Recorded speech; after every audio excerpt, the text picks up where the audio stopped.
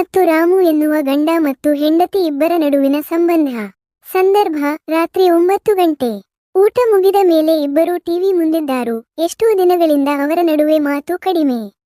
ಲತಾ: ರಾಮು, ನೀನು ಊಟ ಹೇಗಿತ್ತಂತ ಕೇಳಲೇ ಇಲ್ಲ. ರಾಮು: ಚೆನ್ನಾಗಿತ್ತು ಅನ್ಕೋ. ಲತಾ: ನಿನ್ನ ಆಫೀಸ್, ಫೋನ್, ಟಿವಿ, ನಾನು ಇದರೊಳಗೆ ಎಲ್ಲಿದ್ದೀನೋ ಗೊತ್ತಾಗ್ತಿಲ್ಲ. ರಾಮು: ಏನಾದ್ರೂ ತಪ್ಪಾದ್ರೆ ಹೇಳೋ ಬದಲು ಇಂಗಿತ ಮಾತು ಕೇಳ್ತೀಯಾ? ಲತಾ: ನಾನು ನಿನ್ನ ಜೊತೆಯಲ್ಲಿ ಮಾತಾಡೋಕೆ ಇಷ್ಟಪಡುವೆ ರಾಮು. ಆದರೆ ನೀನು ಕಾಲ್ ಅಥವಾ ಮೆಸೇಜ್ ಕೊಡೋದೇ ಇಲ್ಲ. ದಿನ ಕಳೆದರೂ ನಿನ್ನ ಗಮನ ನನ್ನ ಕಡೆ ತಿರುಗುವುದಿಲ್ಲ. ರಾಮು: ನಾನ್ ಹುಷಾರಿಲ್ಲದ್ರೂ ನಿನ್ನ ಅಭಿಮಾನ ಕಡಿಮೆಯಾದ್ದಿಲ್ಲ ಲತಾ. ಆದರೆ ದಿನದ ಕೊನೆಗೆ ನನ್ನ ಮುಗುಳ್ನಗೆಯನ್ನು ನೀನೇ ಕೊಡ್ತೀಯಲ್ಲ, ಅಷ್ಟೇ ನನಗೆ ಶಕ್ತಿಯ ಮೂಲ. ಲತಾ: ಇದನ್ನೀನು ಈ ಹಿಂದೆ ಹೇಳಿರ್ಲಿಲ್ಲ ರಾಮು.